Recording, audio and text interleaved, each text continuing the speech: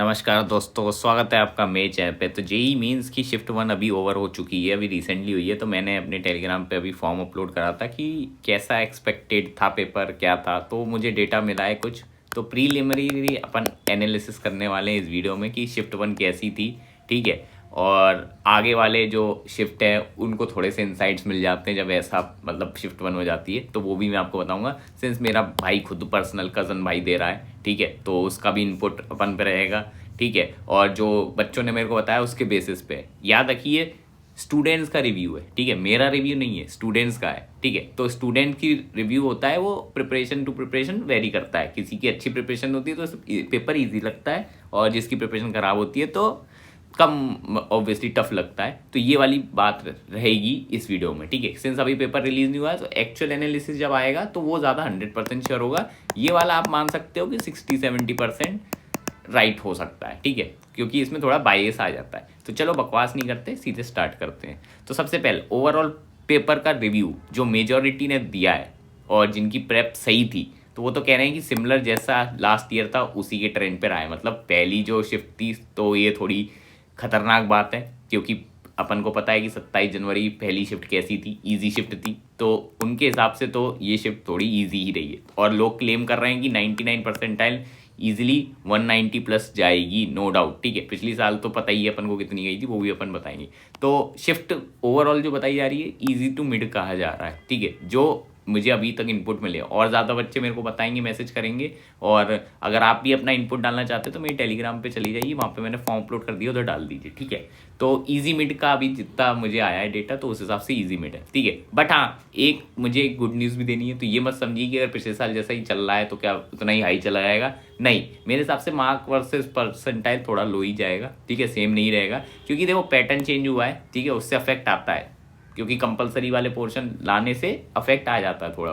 तो जिसमें जिनकी प्रिपरेशन अच्छी होती है उनको इतना फर्क नहीं पड़ेगा, लेकिन मिड वाले सेक्शन पे चेंजेस आ जाएंगे। तो पिछले साल तो कम ही जाएगा। तो हिस्ट्री ऐसा नहीं है कि पिछले ऐसी रिपीट हो जाएगी, ठीक है। और एनटीए तो देखो वैसे अनसर्टेन है, कुछ भी हो सकता है, लेकिन थोड़ा गुड न्यूज़ ही मानो आप अपने लिए, ठीक है। तो टेंशन मत लिए, अगर आपका पेपर ठीक गया है तो टेंशन लेने वाली बात नहीं है, इतना भी हाई कट ऑफ नहीं जाना चाहिए, ठीक है। अब अपन जाते हैं सब्जेक्ट वाइज एनालिसिस कर लेते हैं, ठीक है। तो फिजिक्स जितना भी बताया, कहा कि फिजिक्स इस बार डुएबल आई है, ईजियर मिड सेक्शन में रही है। सेमीकंडक्टर का भी इजी क्वेश्चन आया है, मतलब इजी तो नहीं, मिड वाला ठीक कर सकते हैं, अगर आपने पढ़ा है तो हो जाए। केटीजी वगैरह से मतलब डुएबल क्वेश्चन आए हैं, तो मतलब डुएबल क्वेश्चन थे। और फ्लूइड वगैरह जो मुझे लगा ही था ये आग लगा आता है नहीं, फ्लूइड तो मैं पढ़ के भी नहीं गया था जेईई मेंस के लिए, तो एज एक्सपेक्टेड नहीं आया। तो पेपर बिल्कुल नॉर्मल था, स्कोरिंग था। अगर आपने फिजिक्स पे पकड़ बना रखी है, पीवाईक्यू सॉल्व करें, बिल्कुल स्कोरिंग पेपर था। आप अच्छी खासी ग्रिप निकाल सकते हैं, अच्छा खासा आप 65 प्लस इसमें स्कोर करा जा सकता है ईजिली, मतलब नॉट ईजिली, मतलब विद प्रेप ऑब्वियसली, ठीक है। अब बात करते हैं केमिस्ट्री की।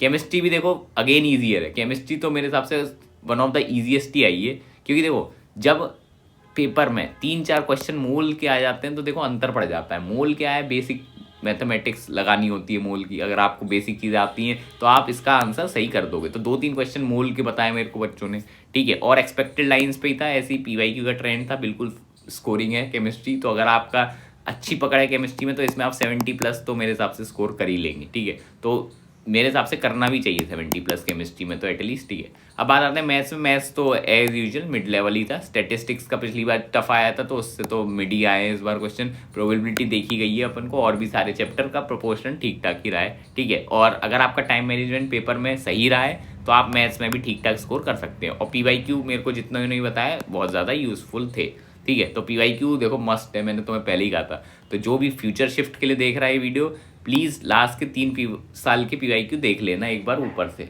सिर्फ रिवाइज मान लो। मैंने तो आपको बोला था 2 दिन पहले अपने एग्ज़ाम से टेस्ट आपको देना है, मतलब 2 दिन पहले तक आपको टेस्ट देना है। तो पीवाईक्यू एज अ मॉक दो, कुछ और मत करो, बस पीवाईक्यू एज अ मॉक दे दो, बहुत ज़्यादा फायदा मिल जाएगा। तो एक बात और मैं डिस्कस कर लेता हूँ। पिछली साल शिफ्ट वन जो कि 27 जनवरी की हुई थी, उसमें 99 परसेंटाइल 230 प्लस गई थी, याद रखिए।